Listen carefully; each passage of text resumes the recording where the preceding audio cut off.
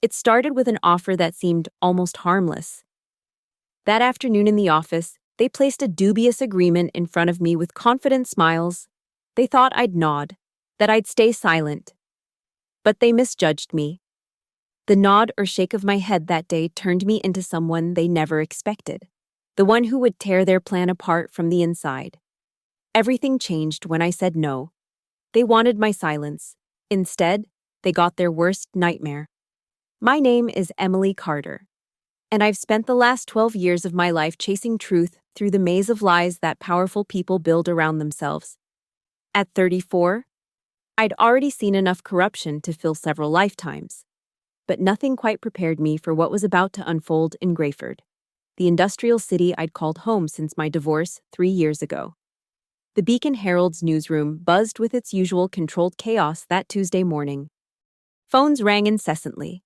Keyboards clattered like machine guns, and the smell of burnt coffee mixed with printer ink created that uniquely intoxicating newsroom atmosphere I'd grown addicted to.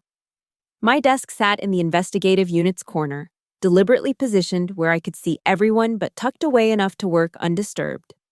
Grayford wasn't glamorous. It was a city caught between its industrial past and its financial future, where gleaming corporate towers cast shadows over rusted factories that once employed half the population. The kind of place where old money and new ambitions collided, creating perfect breeding grounds for the corruption I'd made my career exposing. I'd moved here after my marriage fell apart, seeking a fresh start in a city that didn't know my history. The divorce had left scars, not visible ones, but the kind that made you question your judgment, your ability to read people. Maybe that's why I threw myself into work with such intensity. Facts didn't lie. Documents didn't pretend to love you while planning their exit. Evidence was reliable in ways people never were. That morning, I was deep into research about unusual permit approvals in the industrial district when my editor, Tom Rodriguez, stopped by my desk. Tom was old school, the kind of journalist who still kept a flask in his drawer and could smell a cover-up from 3 blocks away. "You look like you haven't slept," he observed, eyeing the empty coffee cups surrounding my monitor. "Something's off about these environmental waivers," I replied, not looking up from my screen. Helios Corporation got expedited approvals for waste disposal that should have taken months of review. They pushed them through in less than 2 weeks. Tom leaned against my desk, his expression shifting from casual concern to professional interest. "Helios? The energy giant?" "The very same. They've got a new processing facility on the east side, right next to Riverside Commons." I pulled up a map on my second monitor. "That's less than a mile from 2 elementary schools and a public housing complex." "Jesus," Tom muttered. "What kind of waste are we talking about?" "That's what I'm trying to find out. The permits are deliberately vague, lots of technical jargon that essentially says nothing." I rubbed my tired eyes. "But I've got a source at the State Environmental Agency who's been getting nervous about what they're seeing in the preliminary reports." The truth was, this story felt different. Maybe it was the way my source's voice had trembled over the phone, or how quickly city officials changed the subject when I mentioned Helios. There was fear there, the kind that came from knowing exactly how far certain people would go to protect their interests. I'd grown up in a small town 2 states over, a place not unlike Riverside Commons. My father had worked at a chemical plant for 30 years before the cancer took him. The company swore the emissions were safe, right up until the class action lawsuit revealed decades of cover-ups. I was 15 when he died, old enough to understand that sometimes the people in charge would rather count profits than bodies. "Be careful with this one," Tom warned, straightening up. "Helios has deep pockets and good lawyers. Make sure everything's bulletproof before we run anything." I nodded, already knowing I'd pursue this regardless of the danger. It's who I was, for better or worse. The same stubborn streak that had cost me my marriage, my ex-husband called it an obsession with other people's problems, now drove me toward stories others would wisely avoid. As Tom walked away, I couldn't shake the feeling that I was standing at the edge of something vast and dark. Grayford's skyline gleamed outside the newsroom windows, all glass and steel reaching toward gray skies. But underneath that polished surface, something was rotting. I had no idea that within weeks, those same corporate towers would become my battlefield, and the corruption I'd sensed would try to swallow me whole. But that morning, I was just another journalist following a lead, armed with nothing but determination and the naive belief that truth still mattered in a world built on lies. The city hummed outside, indifferent to the storm that was about to break. And I kept digging, one document at a time, unaware that I was about to uncover something that would make me a target of the very powers that ran this city from the shadows. The breakthrough came 3 weeks later, delivered through my encrypted email at 2 a.m. by someone calling themselves Conscience 47. Attached were internal Helios Corporation documents that made my blood run cold. Contamination reports showing benzene levels 400 times the legal limit, falsified safety inspections. And most damning, a paper trail of payments to city officials totaling over $2 million. I'd seen corporate malfeasance before, but this was systematic poisoning on a scale that defied belief. The documents showed Helios knew their waste disposal methods were contaminating groundwater that fed directly into Riverside Commons' water supply. They'd known for 18 months and chose to accelerate production instead of fixing it. My hands trembled as I printed everything, creating multiple copies that I stored in different locations. The source had included a note. They're planning something bigger. The contamination is just the beginning. Someone needs to stop them before more people die. I worked through the night, cross-referencing the documents with public records, building an airtight case. By dawn, I had enough to destroy Helios Corporation. That's when my phone rang. "Miss Carter?"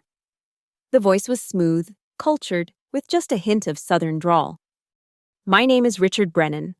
I represent certain interests that would very much like to meet with you today.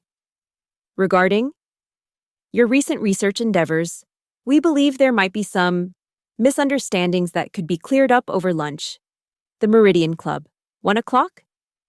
The Meridian Club was Grayford's most exclusive restaurant, the kind of place where deals that shaped the city were made over $100 steaks. My journalist instincts screamed danger. But I agreed. Sometimes you had to walk into the lion's den to get the story.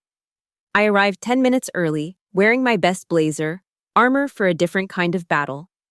Richard Brennan was already waiting in a private dining room, accompanied by 2 others, a woman in a severe black suit who introduced herself only as Ms. Vale, and a younger man who never gave his name at all. "Thank you for coming," Brennan said, gesturing to a chair. The table was set for lunch, but no one was eating. "We understand you've come into possession of certain documents regarding Helios Corporation." "I'm a journalist," I replied, sitting down but keeping my phone recording in my pocket. "I come into possession of lots of documents." "Ms. Vale smiled, a cold expression that never reached her eyes. "Let's not play games. Miss Carter, we know exactly what you have. We also know about your father's unfortunate death. Chemical exposure, wasn't it? Such a tragedy when corporations put profit over safety." The casual cruelty of the reference made my skin crawl, but I kept my expression neutral. "Is there a point to this meeting?" Brennan slid a folder across the table. "We'd like to offer you an opportunity, a position as head of corporate communications at Brennan Industries, starting salary of $300,000, full benefits, stock options. All we ask is that you reconsider publishing any hasty stories that might be based on incomplete or falsified information." I opened the folder, seeing the official offer letter, the benefits package, even a company credit card with my name already embossed on it. "And if I refuse?" The younger man spoke for the first time. "Journalism is such a dangerous profession, especially investigative journalism. Sources disappear, credibility gets questioned, careers end overnight." He paused, letting the threat settle. "Sometimes journalists themselves have accidents." The room felt suddenly airless. These people had walked me through a threat against my life as casually as discussing the weather. But underneath my fear, anger was building. The same rage I'd felt watching my father waste away while men in suits swore everything was safe. "You've done your homework," I said, closing the folder. "You know about my father. So you know I've already watched corporate greed kill someone I loved. You think that makes me easier to buy or intimidate? Brennan's smile faltered slightly. We think it makes you smart enough to recognize a generous offer when you see one. I stood up, placing the folder back on the table. Here's what I think. I think you're scared. Because if you weren't, we wouldn't be having this conversation. You'd have already buried me in legal threats or worse. I looked each of them in the eye. You want my answer? Print your offer on softer paper next time. At least then it would be useful for something. Ms. Vale's composure finally cracked. You have no idea who you're dealing with, Miss Carter. We offered you a way out. Remember that when things get difficult? Is that a threat? It's a certainty, she replied. I walked out of that room knowing I'd just painted a target on my back. But I also knew something else. They were desperate enough to try buying me off first. That meant the documents were even more damaging than I'd thought. Outside the Meridian Club, the city looked different somehow. Every shadow could hide a threat. Every passing car could be surveillance. But I'd made my choice. There would be no backing down now. That night, I couldn't sleep. I sat in my apartment, lights off, watching the city lights flicker through my window like distant stars. The weight of the decision pressed down on me, heavier than the darkness itself. $300,000. Security. Safety. All I had to do was look the other way while people in Riverside Commons drank poisoned water. I pulled out a photo from my desk drawer, one of the few I'd kept from my childhood. My father, healthy and strong, standing outside the chemical plant on his first day of work. He'd been so proud of that job, the benefits, the stability it offered our family. 20 years later, I'd held his hand as chemicals from that same plant ate him alive from the inside. I'm sorry, Em. He'd whispered near the end. I should have asked more questions. Should have protected you and your mother better. I'd told him it wasn't his fault, but the truth was more complicated. We all make choices about what we're willing to accept, what we're willing to overlook. My father had chosen to trust the company that employed him. I wouldn't make the same mistake. The memory of Riverside Commons haunted me. I'd driven through it last week, seeing children playing in yards, elderly residents sitting on porches, families living their lives unaware of the poison seeping into their water. They looked like the people from my hometown, working-class folks just trying to get by, trusting that someone, somewhere, was looking out for them. My phone buzzed, a text from an unknown number. Last chance? Yes or no? I thought about my empty savings account, the studio apartment I could barely afford, the mountain of student loans that seemed to grow rather than shrink. The divorce had cleaned me out financially, and journalist salaries weren't exactly generous. $300,000 would solve everything. But then I remembered Maria Gonzalez, the woman I'd interviewed last month. Her 7-year-old son had developed a rare blood disorder, the same one affecting 6 other children in Riverside Commons. She'd cried during our conversation, blaming herself for not being able to afford a better neighborhood. If I'd worked harder, saved more, maybe we could live somewhere safer, she'd said. The guilt in her voice had been devastating. She thought it was her fault, when really it was people like Brennan and Ms. Vale who had made the calculation that her son's life was worth less than their profit margins. I picked up my phone and typed a single word. No. The response came immediately. You'll regret this. Maybe I would. But I thought about integrity, that old-fashioned word my journalism professor had drilled into us. It's not about being unbiased, he'd said. It's about being on the side of truth, especially when powerful people want it buried. I spent the rest of the night making preparations. I uploaded encrypted copies of all the documents to multiple cloud services, sent backup files to trusted colleagues in other cities, and wrote a detailed account of the meeting at the Meridian Club, including the names of everyone present. If something happened to me, the story would still get out. As dawn broke over Grayford, I made myself coffee and sat at my laptop. The cursor blinked on a blank page. Waiting, I began to type.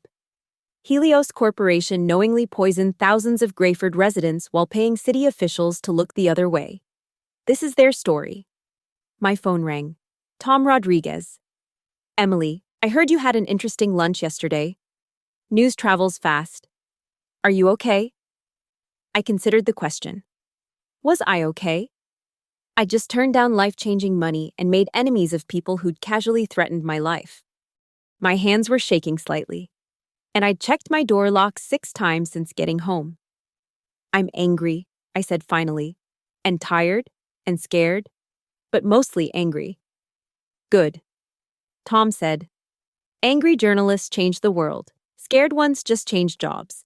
How soon can you have the story ready? Give me 48 hours. I want to triple-check everything, make sure it's bulletproof. You've got it.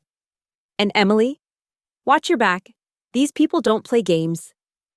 After hanging up, I sat in the morning light, feeling the weight of my choice settle into my bones. There would be no going back now, no safe harbor if things went wrong.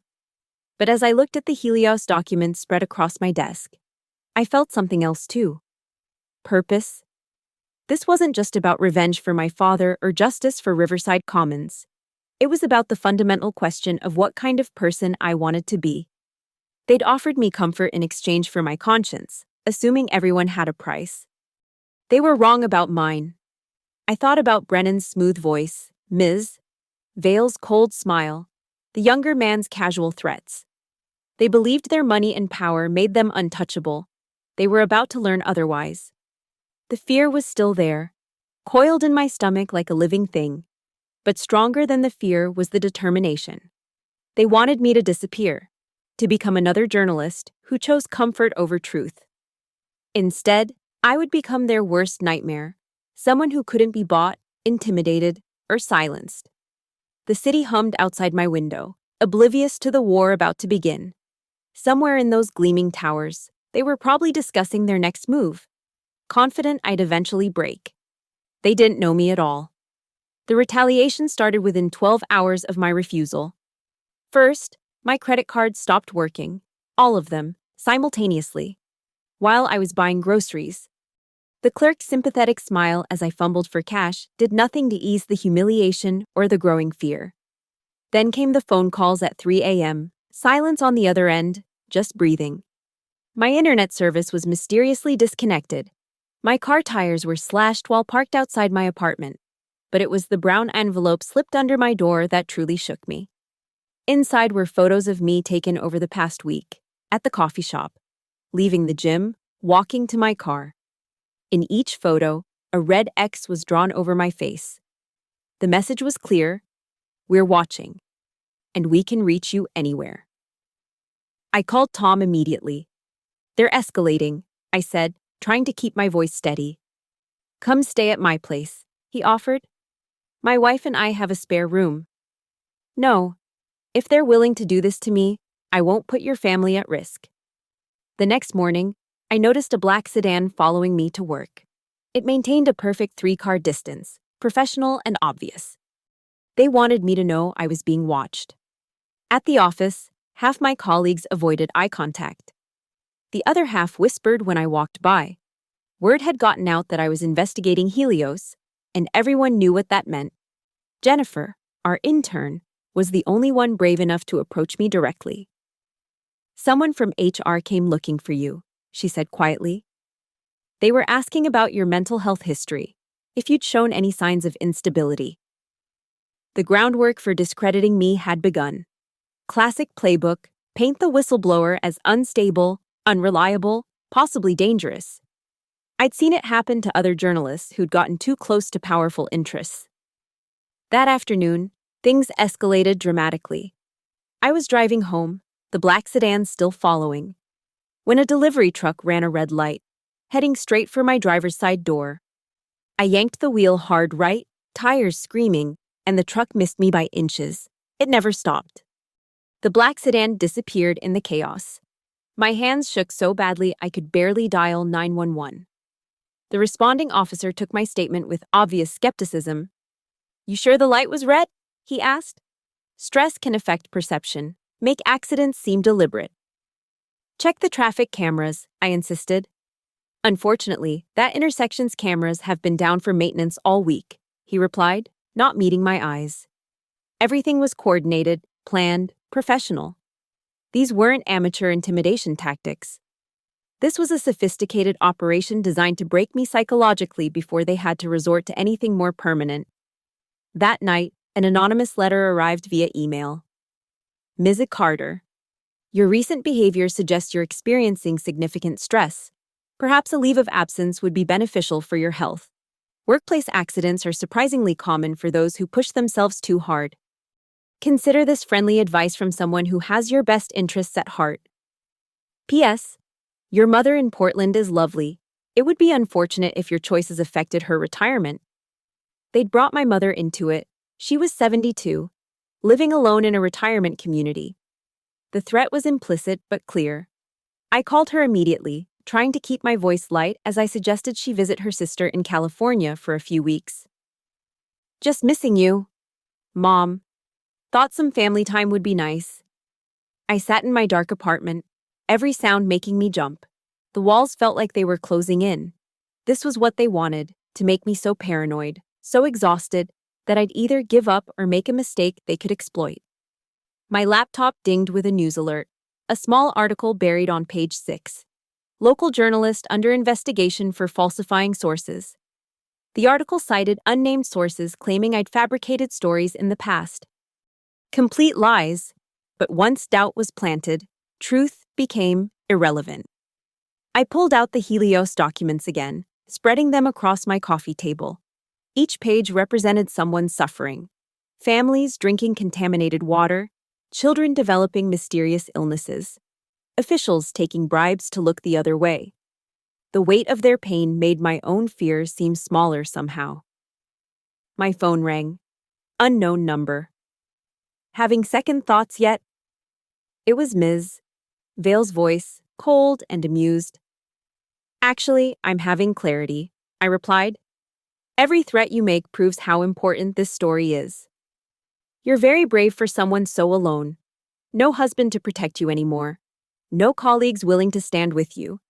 Even your editor is receiving pressure to distance himself from you. Is that supposed to scare me? It's supposed to educate you. This can all stop. The offer stands. Take the position. Enjoy your life. Let this go. Go to hell. She laughed, a sound like ice cracking. Oh, Ms. Carter, you're already there. You just don't realize it yet. After she hung up, I made a decision. If they were going to destroy my life, I'd make sure the story survived.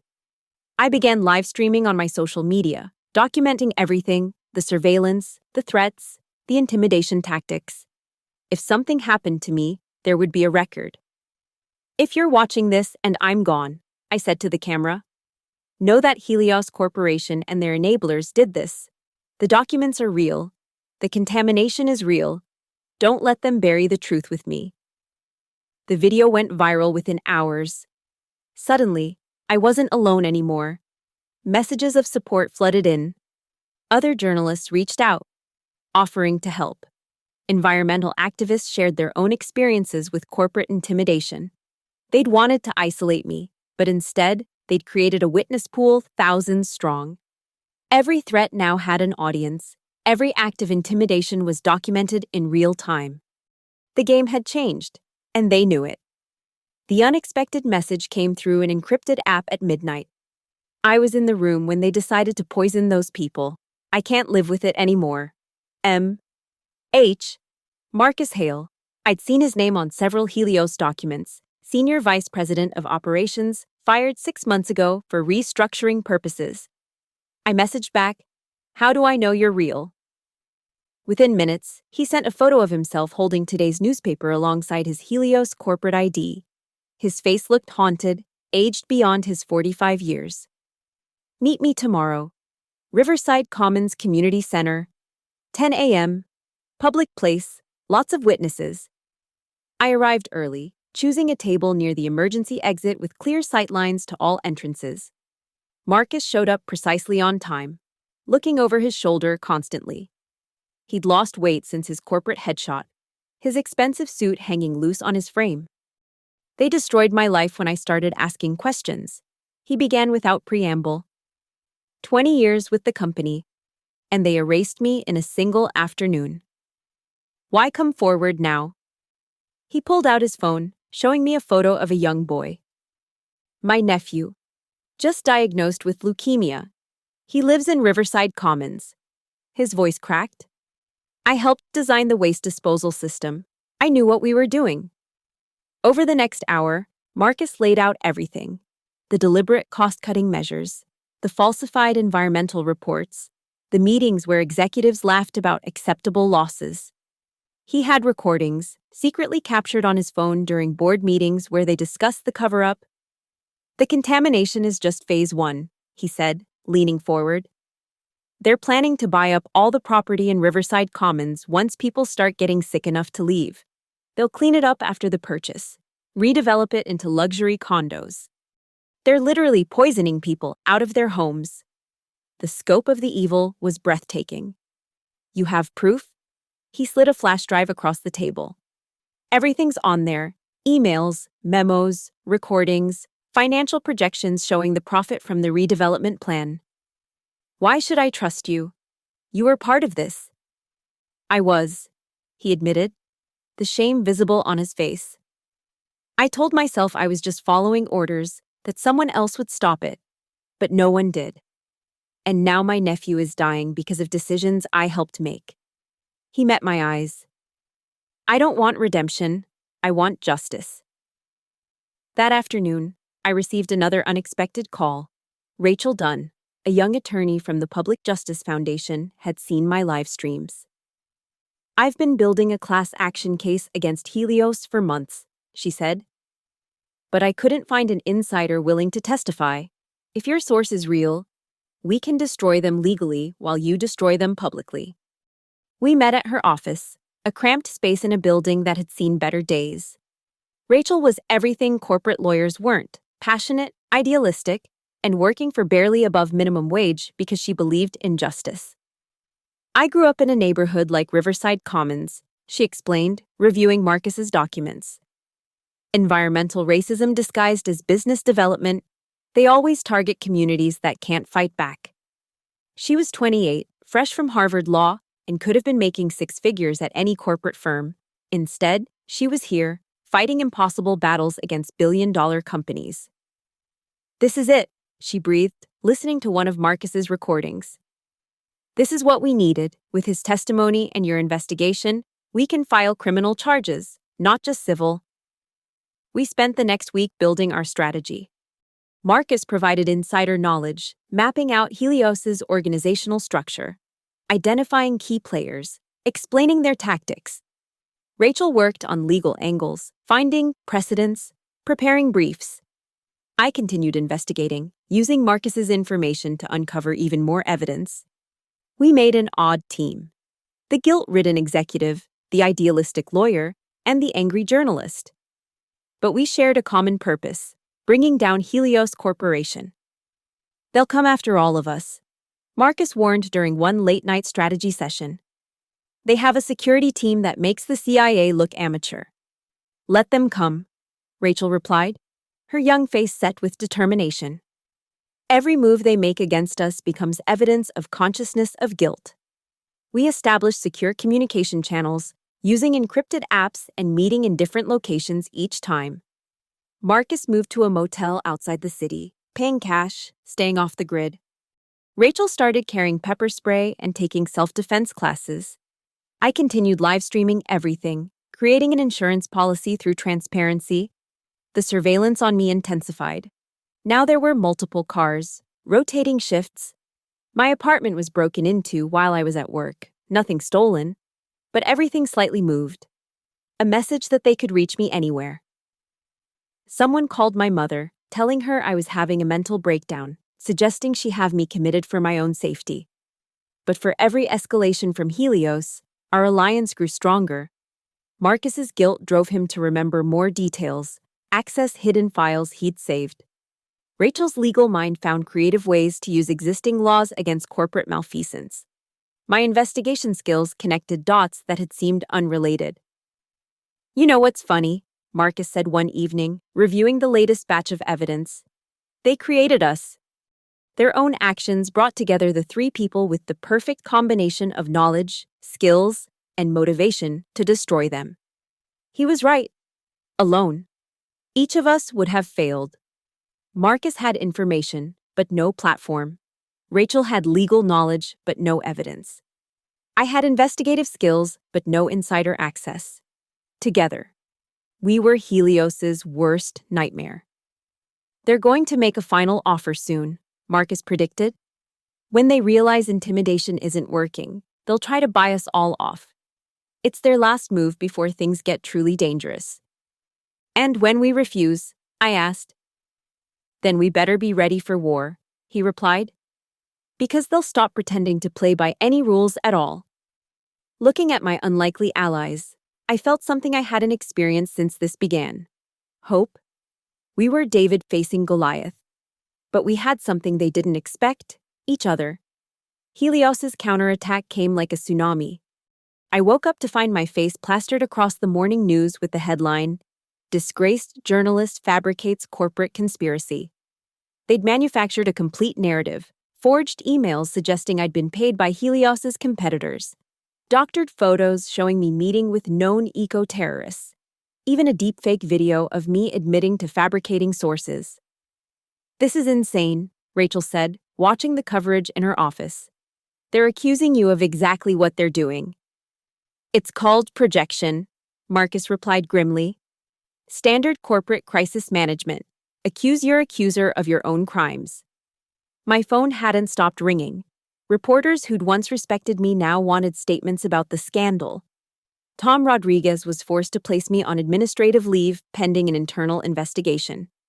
The Beacon Herald published a statement distancing themselves from my unverified allegations, but worse was coming. Rachel's law license came under review after an anonymous complaint accused her of ethical violations. Someone had planted cocaine in her car, then called in an anonymous tip. Only her dashcam footage saved her from arrest, showing a man tampering with her vehicle while she was in court. Marcus faced his own hell. His ex-wife suddenly filed for full custody of their children, citing his mental instability and dangerous conspiracy theories. His bank accounts were frozen due to suspicious activity. Former colleagues gave interviews painting him as a disgruntled employee who'd been fired for incompetence. They're systematically destroying our credibility, I said during an emergency meeting in Rachel's office. We'd had to sweep for bugs twice already. Let them, Rachel said, though her hands shook slightly. Every attack they make proves how threatened they feel. We just need to survive until the congressional hearing. She'd managed to get us on the schedule for an upcoming Environmental Oversight Committee hearing. In 2 weeks, we'd have a national platform to present our evidence. Helios couldn't kill all three of us without raising suspicions, not with the spotlight on us. That's when they played their nuclear option. The news broke on a Friday afternoon. Federal investigation launched into domestic terrorism cell. Our faces appeared on screen as persons of interest in an alleged plot to bomb Helios facilities. The FBI raided my apartment, Rachel's office, and Marcus's motel room simultaneously. They found nothing because there was nothing to find, but the damage was done. We were now suspected terrorists in the public eye. This is beyond corporate intimidation, Rachel said, her young face pale with shock. They have people inside federal agencies. How do we fight that? I thought about giving up then. They'd turned the entire system against us. We were 3 people against a machine that could rewrite reality, manipulate law enforcement, and destroy lives with a phone call. But that night, something unexpected happened. A young FBI agent named Sarah Coleman approached me discreetly outside the grocery store. I know you're being framed, she whispered, pretending to check her phone. Several of us do. The orders came from so high up that everyone knows it's political. Keep fighting. Some of us inside are documenting everything. Similar messages came to Rachel and Marcus. Whistleblowers within Helios started secretly reaching out, disgusted by what they were witnessing. Journalists at other outlets began investigating the investigation, finding holes in Helios's manufactured evidence. Environmental groups organized protests outside Helios headquarters. We'd become symbols of something larger, the fight against corporate power that considered itself above law and morality. Every attack on us generated more support from people who recognized the pattern of institutional oppression. They overplayed their hand, Marcus observed, reading through the latest wave of support messages. They're so used to operating in shadows that they don't know how to fight in the light. But the pressure was taking its toll. Rachel had lost 15 pounds from stress, her idealism tempered by harsh reality. Marcus hadn't seen his children in weeks. I jumped at every sound, slept with a baseball bat beside my bed, and had started seeing a therapist for panic attacks. During one particularly dark moment, I found myself standing on the roof of my apartment building, looking down at the street below, not contemplating jumping, just wondering if it would be easier for everyone if I disappeared. If I was gone. Maybe they'd leave Marcus and Rachel alone. My phone buzzed. A text from Maria Gonzalez, the mother from Riverside Commons. My son wanted me to tell you he thinks you're a hero. Please don't give up. You're the first person who's ever fought for us. I stepped back from the edge. This wasn't just about me anymore. It never had been. The next morning, Brennan called personally. Ms. Carter, this has gotten out of hand. We're prepared to make you all very wealthy if you'll simply retract your accusations. 10 million each. You could disappear. Start new lives anywhere you want. Not interested, I replied. The offer expires at midnight. After that, we stop being civilized. You never started. He sighed. You're going to die on this hill, literally. All three of you. Is your pride worth that? It's not about pride. It's about those families in Riverside Commons. It's about my father. It's about stopping you from doing this again. Your father? He sounded genuinely puzzled. What does he have to do with anything? He died from corporate chemical exposure, different company, same playbook. You all think you're untouchable because you've always been, but not this time. There was a long pause. Midnight, Ms. Carter. Choose wisely. After I hung up, I looked at my exhausted allies. We were battered, terrorized, and nearly broken. But we were still standing. 10 days until the hearing, Rachel said quietly. We just need to survive 10 more days.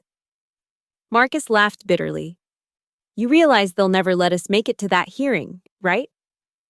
Then we better make sure the world is watching when they try to stop us, I replied, starting another live stream. The congressional hearing room was packed beyond capacity. C-SPAN cameras rolled as Senator Patricia Williams called the session to order. We'd made it, despite everything. Marcus sat to my left, his hands steady now, resolved. Rachel to my right. Her legal briefs arranged with military precision. Behind us, hundreds of Riverside Commons residents filled the gallery, their presence a silent testimony to the human cost of corporate greed. Ms. Carter, Senator Williams began. You've made serious allegations against Helios Corporation. The floor is yours. I leaned into the microphone. Senators, what I'm about to show you isn't just corporate malfeasance, it's premeditated murder for profit. The room erupted as I presented our evidence on the screens. Marcus's recordings played through the speakers, board members laughing about acceptable casualties, executives calculating how many deaths they could withstand before facing real consequences. Rachel presented the legal framework, showing how Helios had systematically corrupted every oversight mechanism meant to protect the public. Then, Marcus took the microphone. His testimony was devastating in its detail and emotional weight. I sat in meetings where we discussed children's cancer rates like stock projections, where we calculated the cost of lawsuits versus cleanup, where human lives became numbers on a spreadsheet. His voice broke. My nephew is one of those numbers now. Helios's legal team sat across from us, led by Brennan himself. His confidence had evaporated as our presentation continued. When the contamination data appeared on screen, 400 times the legal limit of benzene, deliberately hidden for 18 months, several senators gasped audibly. Mr. Brennan, Senator Williams said sharply, how do you respond to these allegations? Brennan stood, his usual smooth demeanor cracking. These are fabricated documents. Senator, Ms. Carter has a history of... Actually, Rachel interrupted, standing with a folder. We've just received something interesting. She'd been handed papers by a young man who'd slipped through security. 17 Helios employees came forward this morning with corroborating evidence. They're willing to testify under oath. The hearing room door burst open. FBI agents entered, but not for us. Agent Coleman, the one who'd warned me weeks ago, walked directly to Brennan. "Richard Brennan, you're under arrest for conspiracy, fraud, and violation of federal environmental laws." The room exploded into chaos. Cameras flashed as they led Brennan away in handcuffs. "Ms." Vale tried to flee but was stopped at the door. The younger man from our first meeting was already in custody, having been arrested at his home that morning. But our moment of triumph was interrupted by breaking news on every phone in the room. Helios Corporation files for emergency bankruptcy, contaminated sites to become government responsibility. "They're making taxpayers foot the cleanup bill," Rachel said, her victory turning to ash. "They'll golden parachute out while Riverside Commons still suffers." Senator Williams gavelled for order. "This hearing will recommend immediate asset freezing and criminal prosecution of all involved executives. The cleanup will begin immediately, funded by seized Helios assets." After the hearing, we stood outside the Capitol building. Media surrounded us, but I barely heard their questions. It was over, but it didn't feel like victory. It felt like survival. "We did it," Marcus said quietly. "We actually did it." "No," I corrected, looking at the Riverside Commons residents holding pictures of their sick children. "We just started it.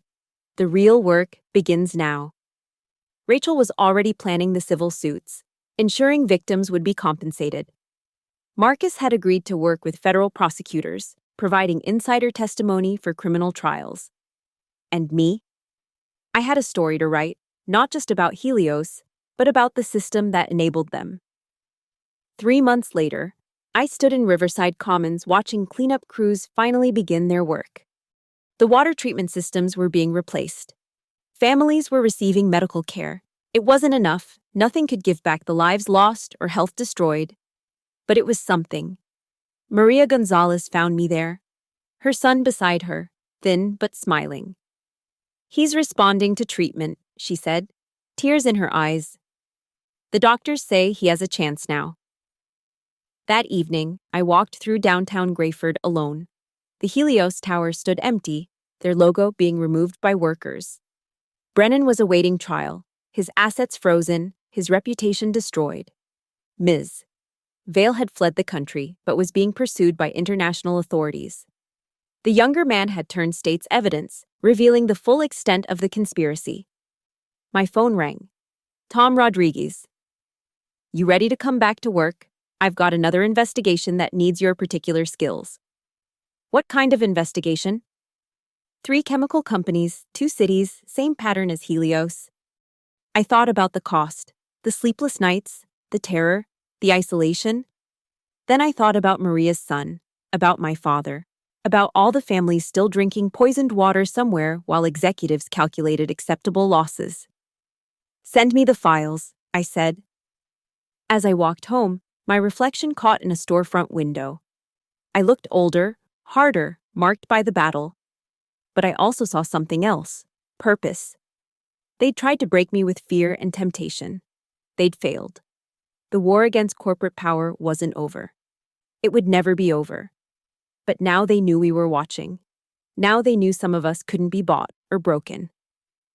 The city lights flickered on as darkness fell over Grayford.